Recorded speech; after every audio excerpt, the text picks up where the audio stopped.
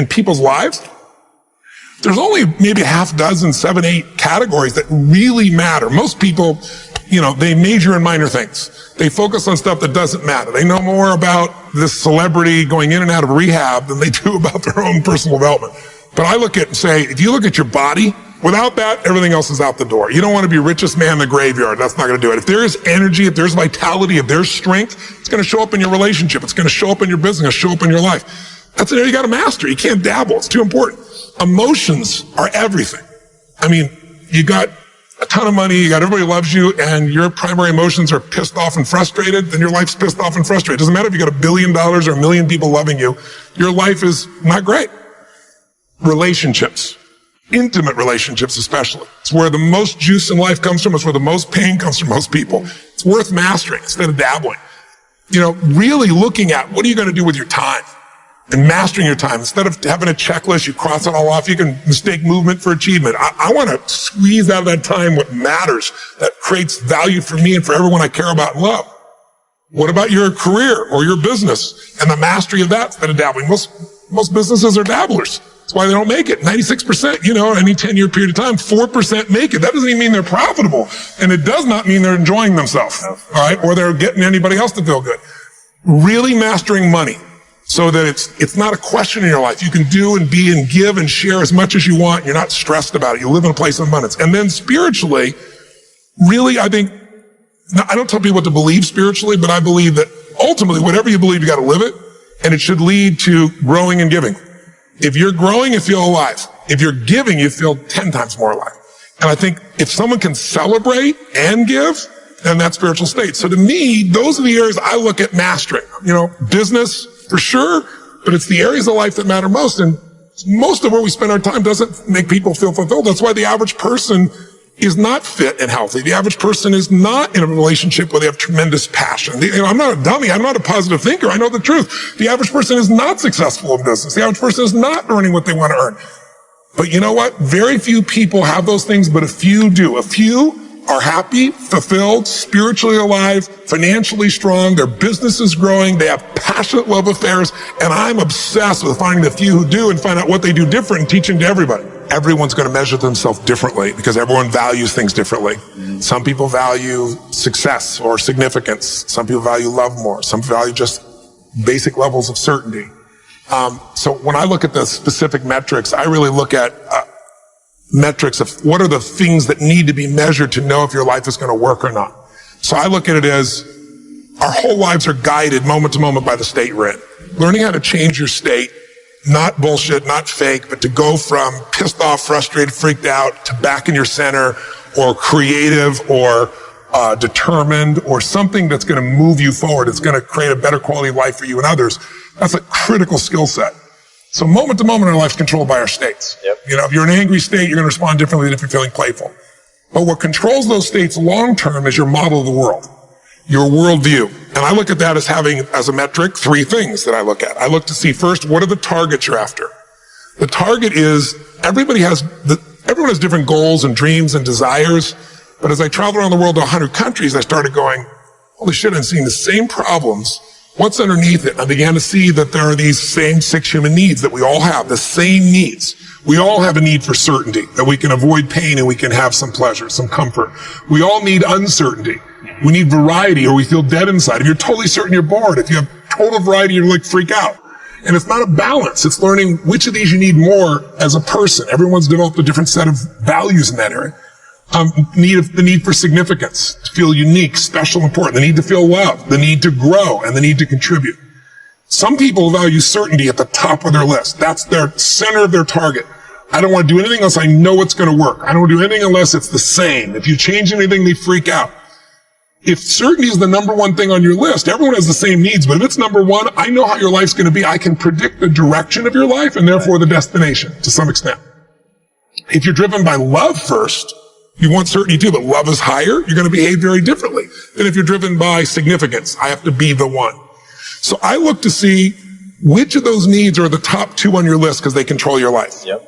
The 2 that most people have, 90% of the planet, if you said, of all these needs, which one do you really focus on most day to day? Everybody wants love. What do you focus on? Most people focus on being significant. We live in a Facebook world where people fake their life, put new filters, make it look different than it really is, tell stories that, are totally full of it to make themselves look good. Because we live in this kind of false world where significance is more important than love. And it separates us.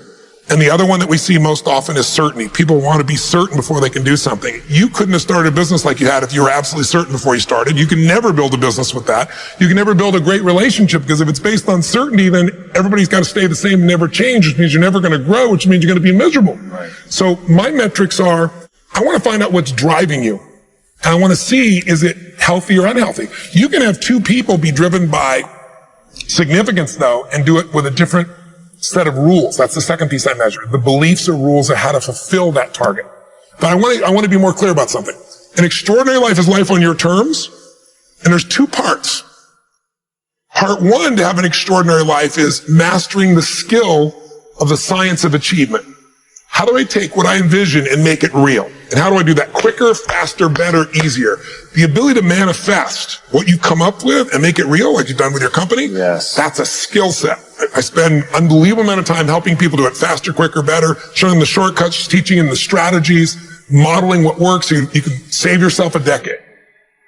But I would submit to you that having done this for 38 years with, 50 million people at this stage, I can tell you that the science of achievement, there are a lot of people that are damn good at that, and they still don't have an extraordinary life. They have an extraordinary life. You see it as extraordinary, but I get the phone call from the multi-billionaire who tells me he wants to do this thing on his business, but what he really find out is he's miserable as hell, and he's hoping somehow I'm going to rub off on him on that side too. Right. And so I give him what he asked for, the change in his business, but I also give him what he needs, which is the change inside of him.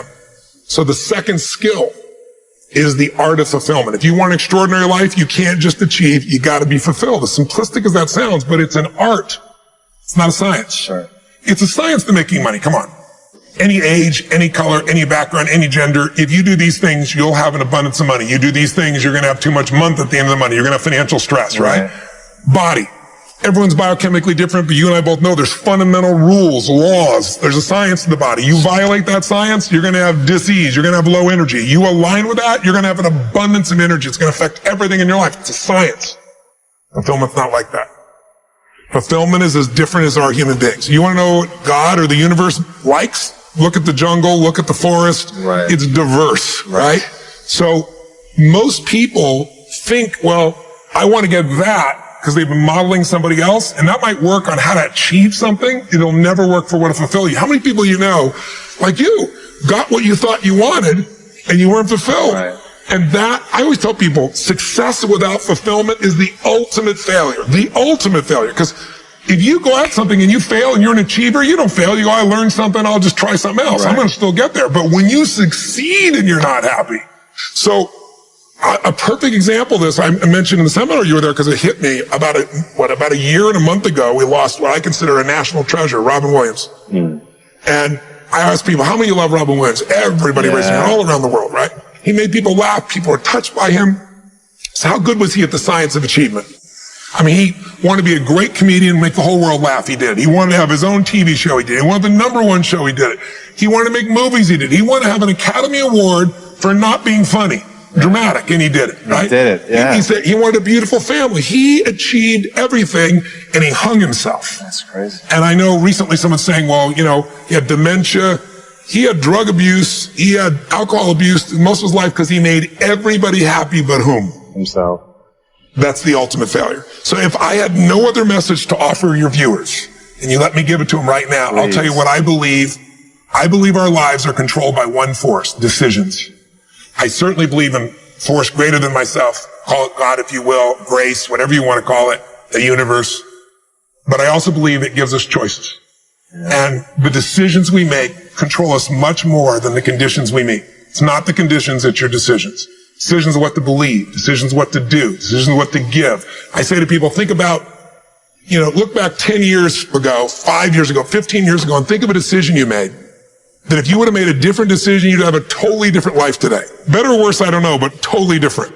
The most important decision you can make above any on the face of the earth is deciding that no matter what happens in your life, no matter what happens, you're going to live in a beautiful state. The decision to say, I am not going to suffer. That if suffering arises, pain's one thing, suffering's another. Suffering is when you're like, suffering could be worry, it could be anger, it could be frustration. It's anything that takes you out of a beautiful state. And here's what people don't get. You can end suffering by stop focusing on yourself and focus on something you want to serve greater than yourself. Your children, your wife, your mission, your life. You can get out of it in an instant because the nature of the human mind is to constantly compare things. Your mind, your brain is a 2 million year old device, and it is not designed to make you happy. It's designed to make you survive. Right. And that's why it's always looking for what's wrong. But it used to be what's wrong a saber-toothed tiger so I can protect myself. Now people are worried about what people think about them, or do they have enough money when 2/3 of the planet lives on $2 a day, and you're making $38,000, you're rich. The poorest of the poor in our country are considered rich. I'm not saying they should stay that way. Right. But you can only build on success. My goal would have you consider something. Life is short. We don't know how short it's going to be. But if you only had a week to live, I bet you wouldn't allow yourself to suffer over a little crap that makes you crazy normally. I think you would probably spend time with those you love. You would do what you love. You'd take awe in a sunset. You'd smell the air. You would take in everything in those final moments that you possibly do. So my thing is, why wait? Right. Why wait? Why not just decide that if I start to suffer, I know the solution, because suffering is me obsessing about me. You might say, it's not me. I'm worried about my kids because they're not doing well. No, you're worried that you haven't done enough for your kids. It's about you still, right? Yes. You know, you're worried about what was done or what you should have done or what shouldn't have done. And you can end that in an instant by becoming aware of it and saying, I have made the most important decision of all. Right. I'm going to live in a beautiful state. Because here's what's going to happen. Anybody watching, you may lose a family member. You probably will. Somebody may get cancer. Your business the government might change the rules. They might change things radically that you can't even do anything about it. You might go bankrupt. You might get divorced. I'm not saying anybody will, but no one knows what's going to really happen in your life. Life's full of uncertainty, but here's what you can know. You can decide no matter what happens, you could have a great time. If somebody like Viktor Frankl can be locked up in Auschwitz and come out of that and experience finding joy in the middle of Auschwitz, then human beings have a capacity they've undersold themselves on.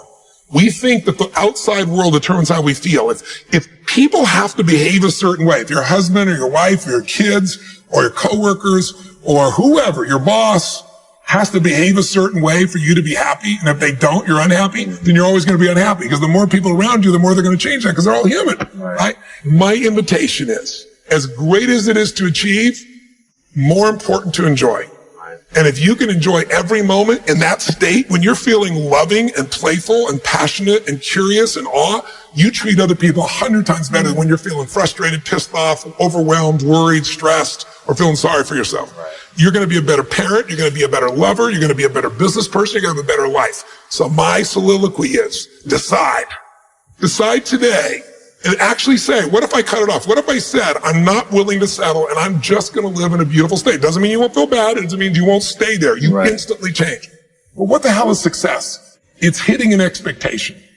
And I always tell people, man, trade your expectations for appreciation, and it's a whole new world instantly. If you can appreciate this moment, if you can't find ecstasy in this moment, in a conversation with a friend and looking in your wife's eyes, being with your children, going on a run, if you can't find ecstasy now, I'm here to tell you, more money, more people, more love, more business, more anything is not going to give you more ecstasy. If you can't do it here now, you're not going to do it there when you got more. So why not do it now and have a rich life right now? I tell people, money, that's one thing. Like having financial abundance, there's skills. That's a science. But wealth, it's a decision. It's like you can be wealthy right now. I live in Fiji a good portion of the time. There are these villagers there. They're the richest people I know. They're happy. They laugh. They love. They don't give a damn about the economics. Other people say they're poor. When I first went there, I was trying to do things for them. I'm like, what are you talking about? I'm so happy. Wealthy people come over from the United States and they go travel around and try to figure out what to do. And they're going to spend 9 years to do this and this and this so they can finally sit down and be happy. And the Fijian guy goes, why don't you sit on the beach right now, dude, and experience it? Why spend the 9 years? Why not have it now? That's my invitation.